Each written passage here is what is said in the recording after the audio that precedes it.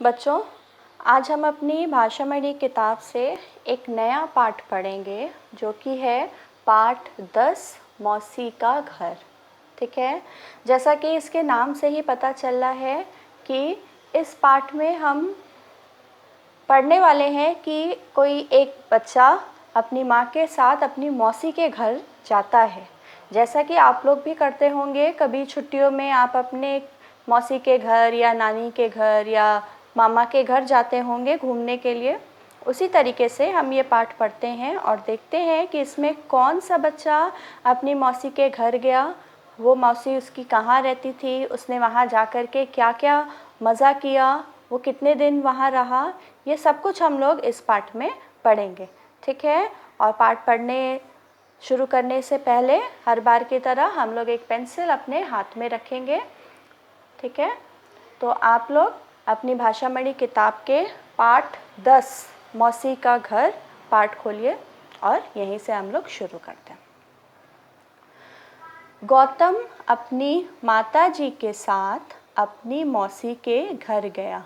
यानी कि मौसी के घर कौन गया था बच्चों? गौतम गया था। उस बच्चे का नाम क्या था? गौतम। और वो किसके साथ गया था? अपनी माताजी के साथ गया था, यानी कि अपनी माँ के साथ गया था। ठीक है, उसकी मौसी जयपुर में रहती थी। ठीक है, सबकी मौसी किसी की दिल्ली में रहती है, किसी की कोलकाता में रहती है, तो ये गौतम की मौसी कहाँ रहती है? जयपुर में रहती है। गौतम को देखकर उसकी मौसी बहुत खुश हुई।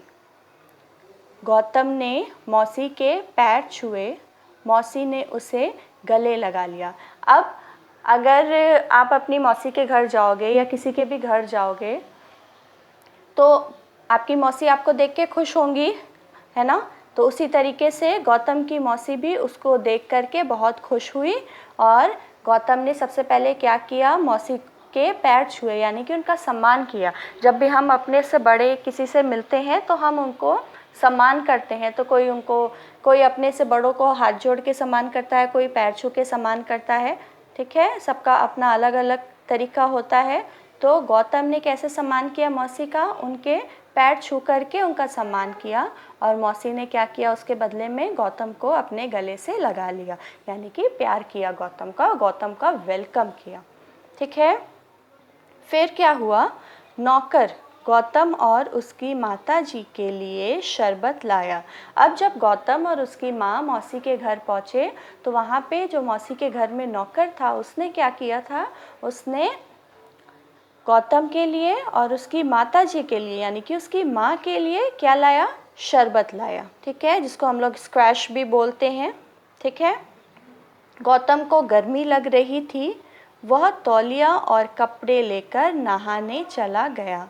ठीक है, तो जब गौतम मौसी के घर पहुंचा, उसने मौसी को प्रणाम किया, शरबत पिया। उसके बाद क्योंकि वो बाहर से आ रहा था, सफ़र करके आ रहा था, तो उसको गर्मी भी लग रही थी, तो उसने क्या किया? वो तौलिए और कपड़े लेकर के नहाने चला गया।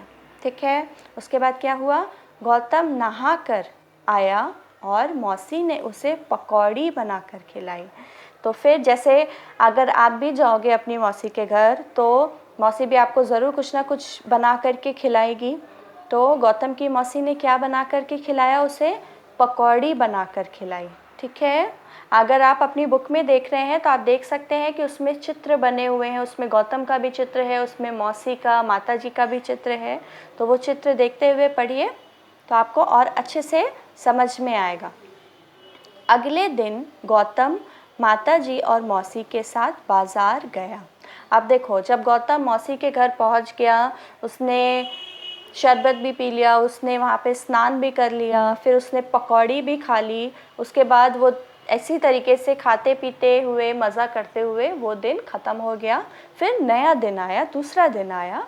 तो अगले दिन क्या हुआ? गौतम अपनी माताजी और मौसी के साथ बाज़ार गया। ठीक है बच्चों, देखना यहाँ पे ज के नीचे बिंदु लगी हुई है, इसीलिए इसको ज नहीं पढ़ेंगे, इसको ज पढ़ेंगे। ठीक है, ये आप लोग को पता है कि जब बिंदु लग जाता है तो हम लोग उसको ज नहीं बोलते हैं, हम लोग उसे ज बोलते हैं। इसलिए ये बाजार नहीं होगा, ये बाज़ार होगा। ठीक है, तो गौतम अपनी माताजी और मौसी के साथ बाज़ार गया। बाज़ार की रौनक देखकर वह बहुत खुश हुआ। जब भी हम लोग या कोई भी आप लोग अगर बाज़ार जाते होंगे तो हम सभी लोगों को बाज़ार जाने में बहुत मज़ा आता है। बाज़ार में इतनी सारी चीज़ें मिलती हैं, खाने की चीज़ें मिलती हैं, इतने नए नए कपड़े मिलते हैं, तो वो सब देख करके हम सब बहुत खुश होते हैं। उसी तरीके से गौतम भी बाज़ार की रौनक देख करके बहुत खुश हुआ। मतलब बाज़ार में क्या क्या मिल रहा है, इतना अच्छा सब कुछ मिल रहा है, सब लोग कोई कुछ खरीद रहा है, कोई कुछ खरीद रहा है, ये सब देख करके गौतम भी बहुत खुश हुआ। मौसी ने गौतम को ढेर सारे खिलौने दिलवाए। देखो, मौसी ने गौतम को ढेर सारे खिलौने भी दिलवाए। अब अगर हम लोग को भी खिलौने मिल जाएं तब तो बहुत ही मज़ा आ जाता है। तो यहाँ पे अगर आप भी अपनी मौसी के घर जाते हैं तो वो भी आपको ज़रूर कुछ ना कुछ देती होंगी, कभी घर से ही देती होंगी, कभी बाहर से देती होंगी। तो यहाँ इस पाठ में मौसी ने बाज़ार से गौतम को ढेर सारे खिलौने दिलवाए। ठीक है, अब आगे क्या हुआ? गौतम को पता ही नहीं चला और मज़े मज़े में 9 दिन बीत गए। फिर वह अपनी माता के साथ अपने घर लौट आया। बच्चों, गौतम ने मौसी के घर में इतना मज़ा किया, खिलौने लिए, वहाँ पर खूब अच्छे से खाया पिया और उसको वहाँ पे इतना मज़ा किया कि उसको पता ही नहीं चला कि कब 9 दिन बीत गए। यानी कि गौतम और उसकी माँ अपनी मौसी के घर में 9 दिन तक रहे और ये बात गौतम को पता ही नहीं चली। जब मन लगता है कहीं पर, कोई काम में खूब मज़ा आता है तो पता ही नहीं चलता है कि वो टाइम कब बीत गया। जैसे अगर आप लोग खेलने बैठो तो आप लोग को लगेगा कि अभी तो खेलने बैठे थे, अभी मम्मी कह रही है कि अब और नहीं खेलना, पढ़ाई का टाइम हो गया है। तो ऐसा क्यों होता है? क्योंकि हमारा खेलने में बहुत मन लगता है।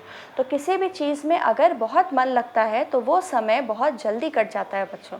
उसी तरीके से गौतम को भी अपनी मौसी के घर में इतना मज़ा आया कि उसे पता ही नहीं चला कि 9 दिन कब बीत गए। उसके बाद फिर वो अपनी माता के साथ वापस अपने घर लौट आया। ठीक है, तो बच्चों इस पाठ में हम लोग ने देखा कि गौतम, एक आप अपने चित्र में देखिए, उसमें एक छोटा सा बच्चा बना हुआ है जिसका नाम है गौतम। वो अपनी माँ के साथ अपनी मौसी के घर जाता है। उसकी मौसी उसे देख के खूब खुश होती है, उसे प्यार करती है, उसको पकौड़ी बना के खिलाती है। और मौसी के घर में एक नौकर था जो गौतम को शरबत बना के पिलाता है। ठीक है, फिर गौतम वहाँ पे 9 दिन तक रहता है। वो अपनी मौसी और माँ के साथ खूब मज़े करता है, बाज़ार जाता है। बाज़ार से क्या ख़रीदा गौतम ने? बाज़ार से गौतम को उसकी मौसी ने खिलौने दिलाए। खिलौने मतलब टॉयज़। आप लोग के पास भी होंगे टॉयज़।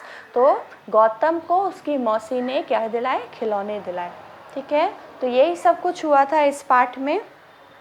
अब सबसे पहले हम लोग पाठ का अभ्यास शुरू करने से पहले कठिन शब्दों को देख लेते हैं कि हम किन किन कठिन शब्दों का अभ्यास करेंगे। ठीक है बच्चों?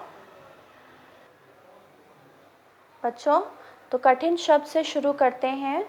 इसका अभ्यास आपको अपनी स्पेलिंग डिक्टेशन की कॉपी में करना है। ठीक है, आप पाठ का नाम डाल के 1 2 3 4 इस तरह से नंबर डाल के कठिन शब्दों को उसमें लिखेंगे। ठीक है, तो कठिन शब्द आप रेखांकित कर लीजिए। गौतम, माताजी, मौसी, जयपुर। जयपुर बच्चों शहर का नाम है, सिटी का नाम। खुश, नौकर, तौलिया, पकौड़ी, रौनक, बाज़ार, खिलौने। ठीक है बच्चों, कठिन शब्द का अभ्यास करते समय ध्यान रखिएगा कि ये शब्द आपको देख करके नहीं लिखना है। अगर आप देख करके लिखेंगे तो कोई फ़ायदा नहीं होगा। आपको बिना देखे ही लिखना है ये शब्दों को। ठीक है, तो इसका अभ्यास आपको अपनी स्पेलिंग डिक्टेशन कॉपी में करना है। उसके बाद आप सबसे पहले ये पाठ की रीडिंग करेंगे। अपनी किताब में पाठ नंबर 10 निकाल के सबसे पहले खुद से ये पाठ पढ़ेंगे। ठीक है, जिस तरह से मैंने पढ़ा उसी तरीके से आप भी अपने आप सबसे पहले ये पाठ पढ़ेंगे। रीडिंग करना बहुत ज़रूरी है, तो हम लोग रीडिंग से ही शुरू करेंगे। ठीक है, अब हम लोग आ जाते हैं अपने अभ्यास पर। बच्चों, अब आपको अपनी भाषामणि कॉपी में नए पेज पे पाठ का नाम डालना है। पाठ 10 मौसी का घर, इस तरह से पाठ का नाम डालेंगे। फिर हम लोग उसमें सबसे पहले क्या करेंगे, सही और गलत का निशान लगाइए। यानी जो वाक्य सही है उसमें सही का चिन्ह लगाएंगे, मार्क निशान मतलब मार्क लगाना या चिन्ह लगाना, और जो गलत है उसमें इस तरह से हम लोग गलत का निशान लगाएंगे। ठीक है, तो मैं वाक्य पढ़ रही हूँ, आप इसी तरीके से उसको अपनी कॉपी में करेंगे। पहले नंबर पे, गौतम मौसी के घर 9 दिन रहा। तो अब आप बताइए कि क्या ये वाक्य सही है? गौतम अपनी मौसी के घर 9 दिन रहा। हाँ, ये सही है। तो हम लोग इसी तरीके से अपनी कॉपी में लिखेंगे, आगे एक ऐसा ही बॉक्स बनाएंगे। ठीक है, बॉक्स बनाने के बाद उसमें हम लोग ये वाक्य सही है इसलिए ये सही का निशान लगा देंगे। ठीक है, फिर से पढ़ रही हूँ, गौतम मौसी के घर 9 दिन रहा। तो सही, ये वाक्य सही है इसलिए हमने सही का निशान लगाया। ठीक है, दूसरा वाक्य, मौसी ने गौतम को कचौड़ी बनाकर खिलाया। तो अब आप बताइए बच्चों, ये वाक्य सही है कि गलत? मौसी ने गौतम को क्या बना कर के खिलाया था? अभी हम लोग ने वाक्य पढ़ा तो उसमें लिखा था मौसी ने गौतम को पकौड़ी बनाकर खिलाई। ठीक है, और इस वाक्य में क्या लिखा है? मौसी ने गौतम को कचौड़ी बनाकर खिलाई, यानी कि ये वाक्य तो गलत लिखा है। ठीक है, तो हम लोग यहाँ पे गलत का निशान लगा देंगे। ठीक है, इसी तरीके से बॉक्स बनाएंगे और उसके अंदर गलत का निशान लगा देंगे। अब आ जाते हैं तीसरे वाक्य पर, गौतम को खिलौने मौसी ने दिलवाए। ठीक है, तो फिर अगर हम लोग अपने पाठ को ध्यान करें तो उसमें लिखा था कि गौतम अपनी माताजी और मौसी के साथ बाज़ार गया और मौसी ने उसे खिलौने दिलाए। ठीक है, ये हमारे पाठ में लिखा था। तो यहाँ पे क्या वाक्य है? गौतम को खिलौने मौसी ने दिलवाए। हाँ, ये सही है क्योंकि मौसी ने ही उसको बाज़ार से खिलौने दिलाए थे, तो ये वाक्य सही हो जाएगा। ठीक है बच्चों, आप भी इसी तरीके से साफ सुथरा सही अपनी कॉपी में, अपनी भाषामणि कॉपी में करेंगे। ठीक है, तो ये क नंबर पे हो गया, सही और गलत का निशान लगाइए। ठीक, अब आ जाते हैं ख नंबर पे। ख नंबर क्या है? वाक्य बनाइए, यानी कि मेक सेंटेंस। वाक्य बनाइए भी हम लोग को आता है कैसे करना है। यहाँ पे मैंने आपको शब्द दिए हुए हैं, इन्हीं शब्द पर आधारित आपको वाक्य, एक एक वाक्य बनाना है। ठीक है, और इस बात का ध्यान रखिएगा कि जब ये शब्द इस वाक्य में आएगा तो आप उसको रेखांकित ज़रूर करिएगा। पहला उदाहरण दे देती हूँ, जैसे पहला उदाहरण है माता जी, पहला शब्द है माता जी। तो माता जी शब्द पे अगर हम लोग वाक्य बनाए तो जिस तरह से मैं कह सकती हूँ कि मेरी माताजी मुझे बहुत प्रेम करती हैं। ठीक है, मान लीजिए यही वाक्य मैंने लिखा, मेरी माताजी मुझसे बहुत प्रेम करती हैं।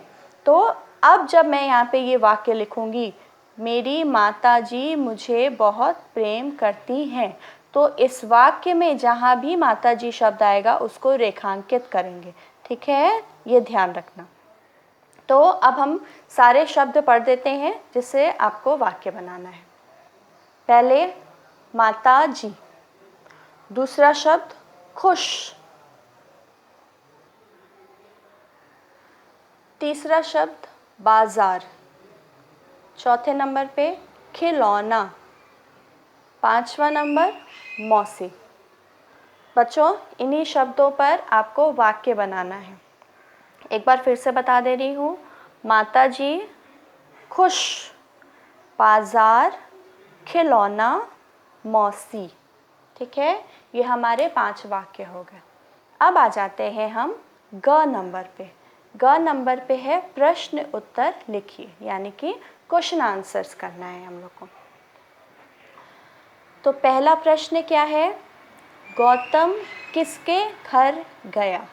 ठीक है बच्चों, हर बार की तरह इस बार भी हम लोग अपने प्रश्न से सहायता लेते हुए उत्तर बनाएंगे। इस बात को हमेशा अपने ध्यान में रखेंगे तो हमारी गलतियाँ कम होगी या नहीं होगी। तो प्रश्न 1 है गौतम किसके घर गया। उत्तर 1 क्या हो जाएगा, गौतम अपनी मौसी के घर गया। बच्चों पिछले क्लास में मैंने आपको बताया था कि ज़्यादातर ऐसा होता है कि क शब्द वाले, क अक्षर वाले जो शब्द होते हैं उन्हीं को हटा करके हम अपना उत्तर लिखते हैं। तो यहाँ पर भी आप देख लीजिए, किसके की जगह ही हमें अपना उत्तर लिखना है। गौतम किसके घर गया, गौतम अपनी मौसी के घर गया। यहाँ पे हम लोग गौतम प्रश्न से ही देख के लिख रहे हैं, घर गया ये भी हम लोग प्रश्न से ही देख के लिख रहे हैं। ये किसके की जगह हम लोग ने लिख दिया है अपनी मौसी के। ठीक है, ये इतना हमें अपने से लिखना है, बाकी हमने प्रश्न से ही सहायता लेकर के लिख लिया है। ठीक है, अब आ जाते हैं प्रश्न 2 पर। नौकर ने गौतम को क्या पिलाया। ठीक है, तो इसका उत्तर है नौकर ने गौतम को शरबत पिलाया। ठीक, यहाँ पर भी वही हुआ, इस क्या को हटा करके हमने अपना उत्तर लिख दिया शरबत, और बाकी पूरी सहायता हमने प्रश्न से ले ली। ठीक है, फिर से पढ़ देती हूँ। नौकर ने गौतम को क्या पिलाया। तो इसका उत्तर क्या है, नौकर ने गौतम को शरबत पिलाया। इस क्या को हटा करके, क वाले शब्द को हटा करके हमने अपना उत्तर लिखा है। और बाकी पूरी सहायता हमने कहाँ से ली है, बाकी पूरी सहायता हमने अपने प्रश्न से ही ले ली है। बच्चों अब तीसरा प्रश्न देख लेते हैं।